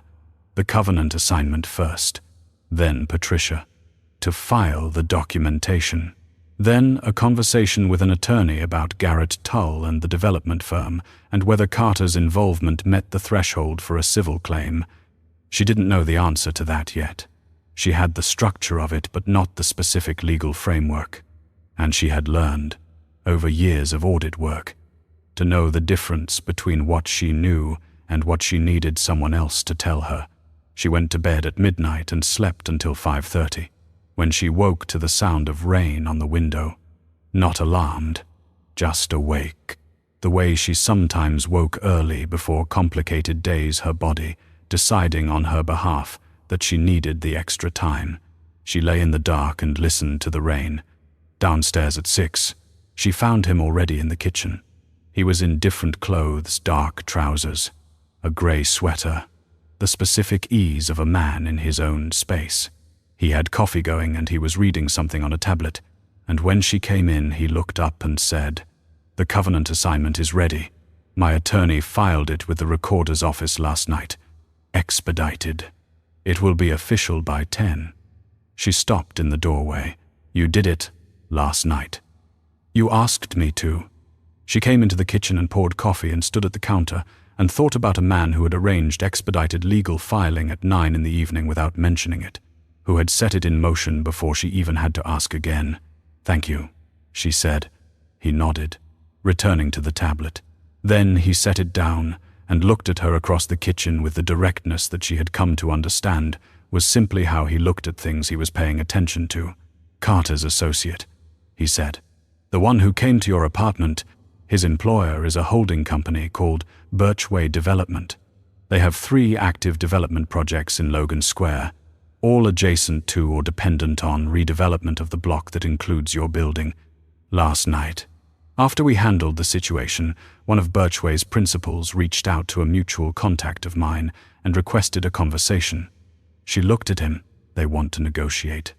They want to make the problem go away quietly," he said, "which is a different thing. What do you want to do with that?" He looked at her carefully. "That's not my decision." It was not his decision. She knew that, and the fact that he had said it plainly, without qualifying, it was the kind of thing she was going to have to think about later, when she had more space. "I want to go through Patricia," she said. "Whatever Birchway wants to discuss, it goes through my attorney." "That's wise," he said. "And Carter," she said. "What happens to Carter?" He was quiet for a moment. "Professionally, the association between him and Birchway is documented.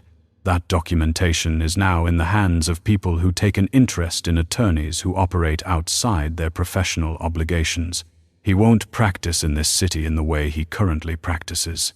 She thought about this. She thought about 8 months, about a man who had called when he said he would and shown up on time and remembered her orders, all of it in service of positioning her. And she found that the grief of it was not as large as she had expected. It was there, a clean, contained grief. The grief of having been wrong about something she had wanted to be right about. But it was not large. It was the right size for what it was. "He's going to call me," she said. "He already called 14 times last night. Do you want to speak to him?" "No," she said. "Not yet. I want the documents filed first." He nodded. She drank her coffee and looked out the window at the rain and the garden. The garden was winter stripped, but the bones of it were good. She could see the shape of what it would be in spring, the structure that survived the season. There was a bench and a stone path, and a Japanese maple with its empty branches. "You said we'd have a conversation," she said. "When this was done." "It's not quite done," he said. "Close enough," she said. "I want to ask you something, and I want you to answer without deciding in advance what I can handle knowing." He looked at her steadily. "All right. The 14 months, she said. "The perimeter. What was that? For you. What was it?" "Actually, not the practical explanation you've given me. The practical explanation, and I understand it." "What was it?" The kitchen was quiet. Rain on the window. The coffee maker finishing its cycle. He looked at her for a moment, and she saw him doing the thing she recognized from the first night, not performing a response, not managing toward an outcome, just arriving at the truth of what he was going to say and then saying it. "I watched you audit Hartwell Capital the first time," he said, 18 months ago, at a board meeting. I was there as an investor observer. You presented a finding that no one in that room wanted to hear, and you presented it without softening it, and without apology, and without adjusting your conclusion when Gerald pushed back. You just said it again, more clearly. He paused. I hadn't seen someone do that in a very long time.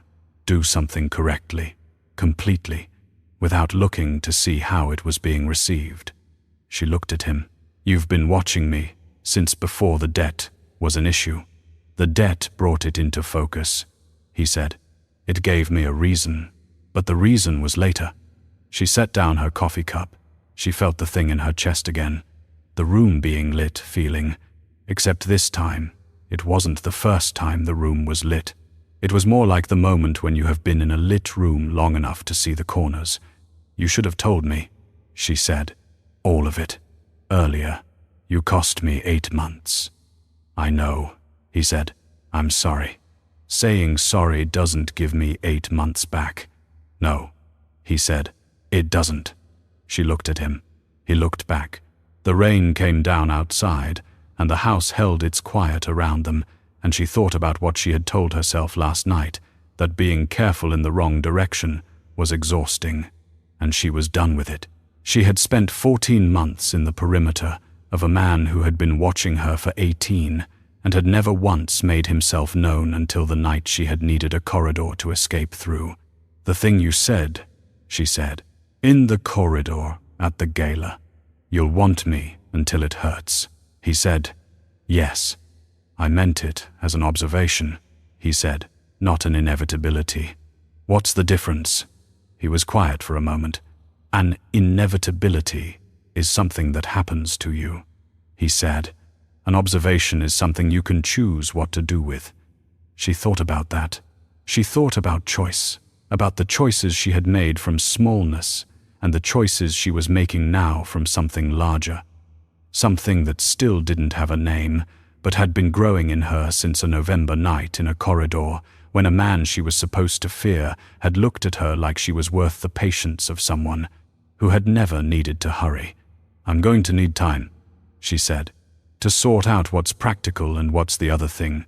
I'm not going to be ready to sort the other thing until the practical is settled. I understand that, he said, and I don't want to be managed, she said. Not in any direction. If you have information I should have, tell me. If you make decisions that affect me, tell me you're making them. I will, he said, and I need you to understand, she said, that I'm not a thing you protect. I'm a person who makes decisions about her own protection. Sometimes those decisions will include you, and sometimes they won't, and you don't get to have a preference about which is which. He was quiet for long enough that she thought she had pushed past something, asked for something he couldn't give, and then he said, that's fair. She looked at him. He looked back. Good, she said. She finished her coffee. Outside, the rain was easing, the grey sky lightening slightly at the edges, and she picked up her phone from the counter and called Patricia. The papers were filed by 10:15. Patricia called at 10:47 to confirm the covenant assignment had been recorded and that the Logan Square building was now unencumbered by any external right. Maya was in the guest room with her laptop, working through the Evanston logistics audit files, which had continued to exist and require her attention through everything else. Because work had that quality, it continued. At 11:30, her phone rang. Carter. She let it ring 4 times. Then she answered. Maya. His voice was different from the 14 calls last night, not urgent, not pressing. Something else, flatter. The voice of a man who has reached the end of a very specific kind of trying. I'd like to talk. We can talk, she said. Once. He stopped. The real estate thing. I want to explain how it started. You don't need to explain how it started, she said. I know how it started. What I want to know is what you thought was going to happen, what the end state was, in your plan. A pause. I didn't have a clean end state, he said. That was the Maya. I was in trouble, financially. The firm was putting pressure on me about Birchway, and I had made commitments I couldn't keep, and you had this asset, my father's building, she said, that could have solved it. I thought I told myself it wouldn't hurt you, that the sale price would be fair, that you'd benefit from. Carter, she said. He stopped. You hired a man to watch my building, she said, 3 weeks ago, when you found out I had my own attorney looking into the estate. That's not a miscalculation of benefit. That's a decision. Silence. You proposed to Dominic Reyes that he help you strip leverage from me, she said. You introduced me to your senior partner so he could assess the value of the property I didn't know was being assessed. That's not being in trouble financially. Those are choices. I know, he said, quietly. The flatness again. The end of trying flatness. I know they are. She waited for him to say something else. He didn't. The ring, she said. Concierge, please. I'd like it by Monday. Okay, he said. She hung up. She sat with the phone in her hand for a moment. Then she put it on the desk and looked at the logistics files and found that she could work, which was a relief. The reliability of work, of numbers that told the truth when you asked them carefully enough, of accounts that balanced when you were patient enough to find the error, had been the thing she trusted most for 6 years. And it was still there, unchanged, exactly as reliable as it had always been. She worked until 1 in the afternoon. He knocked on the guest room doorframe at 1:15. There's food, he said, if you want it. She saved her file and went downstairs. He had made soup simple, from scratch. The kind of soup that took longer than sandwiches and shorter than anything elaborate. The kind that said I had an hour and I used it in your direction without saying it. She sat at the kitchen table. He sat across from her. They ate without talking for a while, which was comfortable in the way that silences are comfortable when you're not filling them to avoid something. Patricia's going to file a formal complaint with the state bar about Carter, she said. Eventually, he nodded. That's the correct action. Birchway, she said. I want to know who made the decision to send that man to my door. I have a name, he said. Can you give it to Patricia? I can give it to Patricia, he said. In the form of documentation she can act on. She looked at him. What kind of documentation? The kind that Birchway's principal doesn't know I have, he said. Records of the arrangement between Birchway and Carter, including the specific communication authorizing the approach to your apartment. She thought about that. You've had this for how long? About 6 weeks, he said. 6 weeks, she said. I was waiting for you to have enough of the picture that the documentation would be comprehensible, he said, rather than just alarming. She looked at him steadily. We talked about this, deciding what I can handle. We did, he said. You're right. I should have given it to you when I had it. She thought about what it meant that he said that just said it, without the defensive maneuver, without the reframe. She thought about 8 months of Carter, who had never once said you're right without a qualifier, without a but, without a pivot to what he needed her to understand. She thought about what it meant to be around a man who gave you the thing when you asked for it and said you're right when you were right, and I'm sorry when he had done something wrong, and whether she could trust that pattern or whether it was its own kind of management. Refined enough that she couldn't see the edges. She didn't know yet. She thought she would need more time and more information before she knew, and that knowing was going to require her to stay in proximity to him, which she had already decided she was willing to do. Give the documentation to Patricia, she said.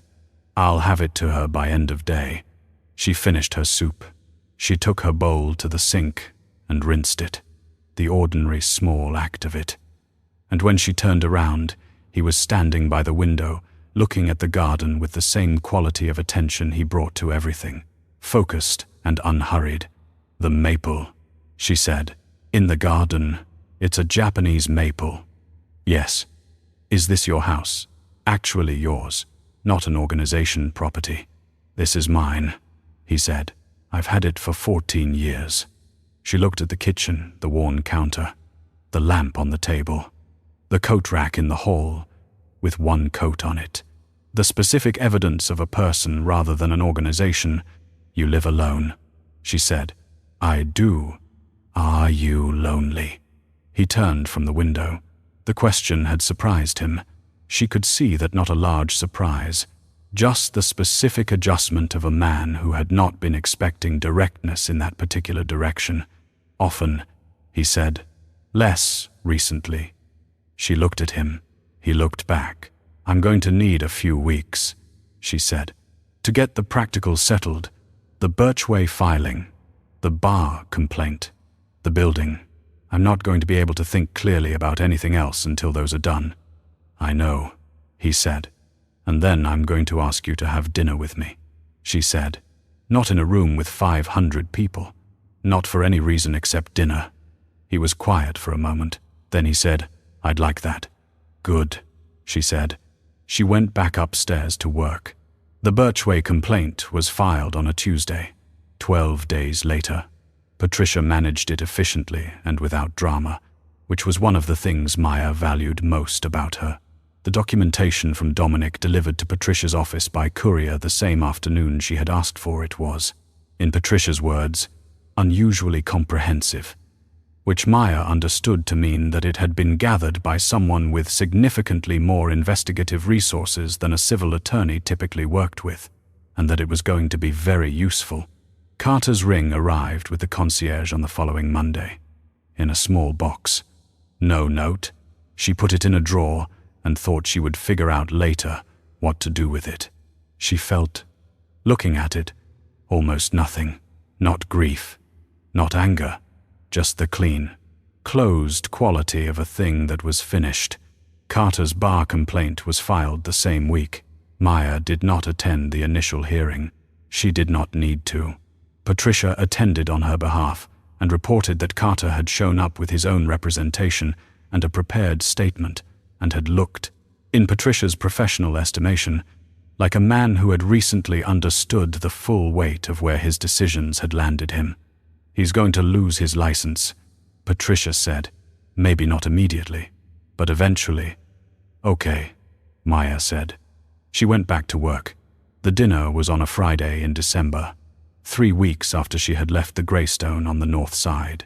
In a restaurant she had chosen small, good, the kind of place that didn't require a reservation 2 months in advance because it was quietly excellent rather than publicly famous.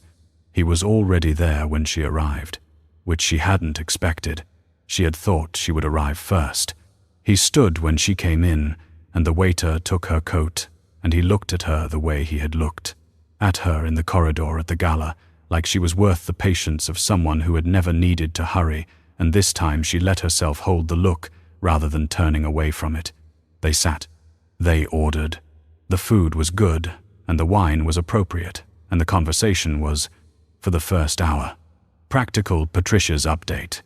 The Birchway situation. The Logan Square building which she had begun the process of re-leasing at market rate. He listened more than he spoke, which she had come to understand was his default, and when he spoke, it was to the point. "You said 14 months was manageable," she said. After the second glass of wine, she was watching his hands. She had been watching his hands since the coffee place on Wacker, since she had noticed the gentleness of how he held the cup, and she was aware that this was the kind of noticing that was not entirely about audit work. As a starting point, a perimeter. "I said I was paying attention," he said. 14 months is a long time to pay attention to someone without speaking to them. And at the gala, you chose to speak. "The timing felt right," he said. What made the timing feel right? He considered this with the deliberateness he brought to questions that were worth the deliberateness. "You heard Carter in that corridor," he said, "and you walked away from the room. Alone, to think, not toward someone, not to call someone and offload it. You walked away by yourself, to think." He paused. "I recognized that." She looked at him. "Being someone who works problems through alone," he said. "Before you speak." She held that for a moment.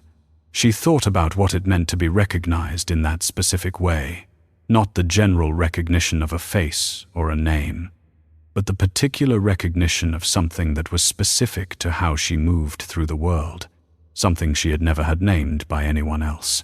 "I've been doing that my whole life," she said. "I know," he said. "I recognized it because I do it too."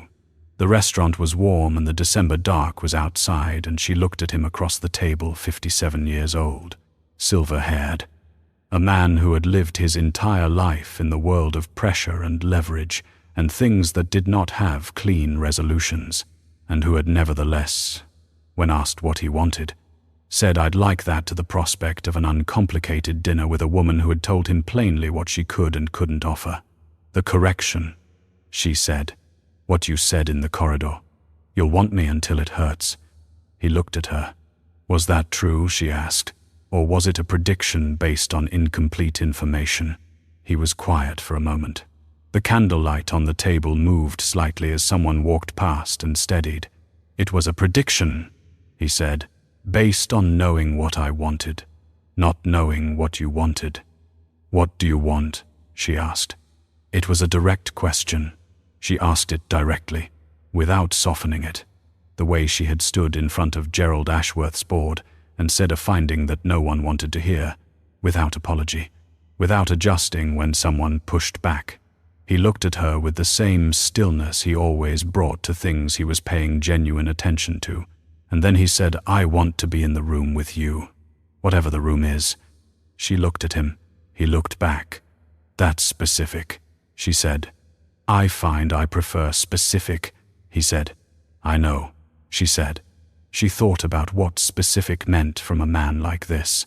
Not a performance of specificity, not a calculated thing offered to close a gap, just the true, undecorated version of what he wanted, laid on the table without a request attached, like a document with 2 initials at the bottom, like an apology without a qualifier, like the patience of someone who had waited 18 months to introduce himself and had decided, when the moment arrived, to simply say true things.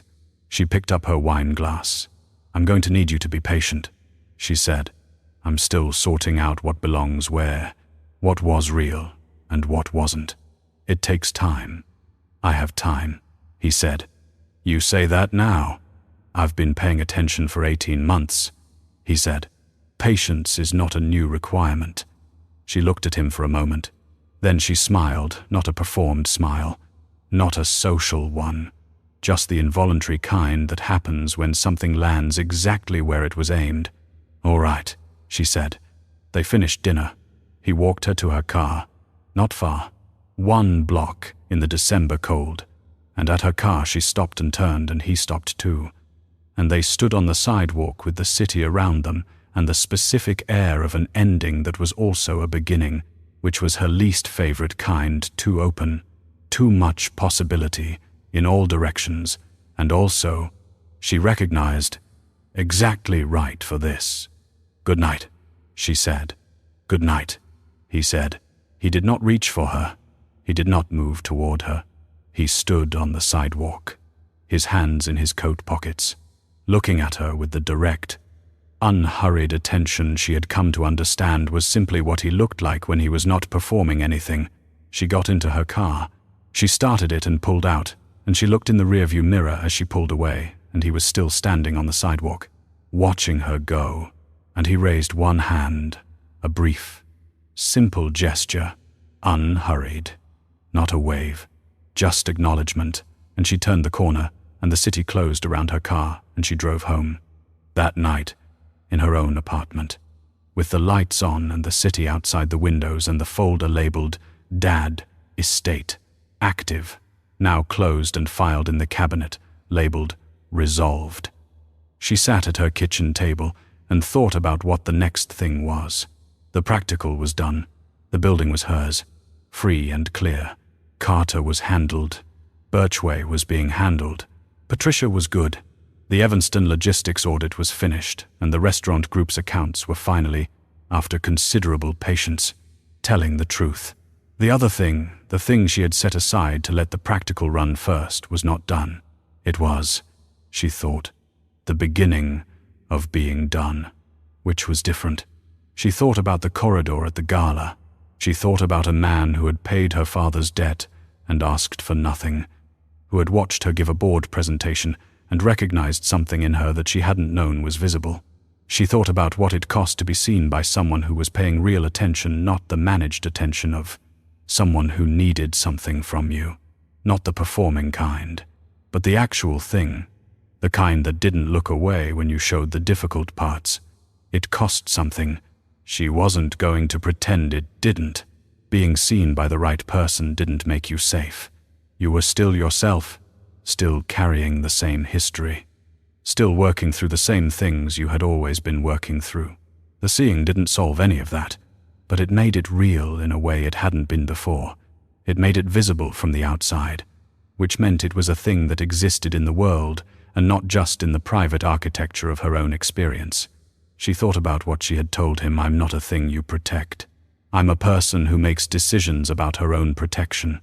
And she thought about what he had said, "That's fair." She thought about "that's fair" from a man who had spent 18 months doing things that were not negotiated or requested, out of some private calculus that had started with a board presentation and had become, over 14 months, a wall between her and something she had been too busy being careful to notice. She thought about whether fair was what she was going for, or whether she was going for something more complicated than fair, something that involved two people who were both accustomed to working alone, working problems through alone, carrying things alone, sitting down across from each other in a small restaurant and saying true things without softening them.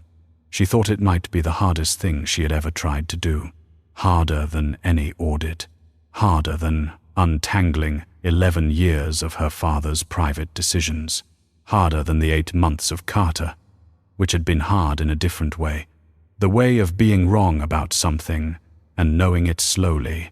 She thought it might also be the thing most worth trying. She looked at the folder labeled Resolved. She made a list, not the what I know list, a different one, the things she was going to do in the next month, the Evanston follow-up, the restaurant group's end of year, a conversation with Patricia about formalizing the legal protection on the Logan Square building, a call to her aunt, June, who deserved to know that the engagement was off and that Maya was fine. Actually fine, not the performing kind. And, at the bottom of the list, in the same handwriting as everything else, dinner, December, his choice of restaurant. She folded the list. She put it in her bag for tomorrow. She turned off the kitchen light. She went to bed. Outside, the city made its usual sounds, distant traffic, a siren somewhere east, the low hum of the ventilation system, and she lay in the dark and listened to it, and found that the weight she had been carrying was not gone, was not going to vanish overnight, but was the correct size now. Finally, for the first time in 8 months, or possibly longer, the right size for what it actually was, not what she had been making herself small enough to carry without complaint. She was going to take up the right amount of space. She was going to look at everything directly. She was going to stop being so careful in the wrong direction, and start being careful in the directions that mattered, and she was going to find out, with the same patience she brought to accounts that didn't balance, what happened when two people who had been working alone for a very long time decided, together, to try something that required them to be visible. Being seen by the right person doesn't make you safe. It makes you real. And real, she thought, in the last moment before sleep found her. The city still going outside and the folder labeled Resolved on the desk, and the list for tomorrow already written, is enough. Real is more than enough. Real is everything.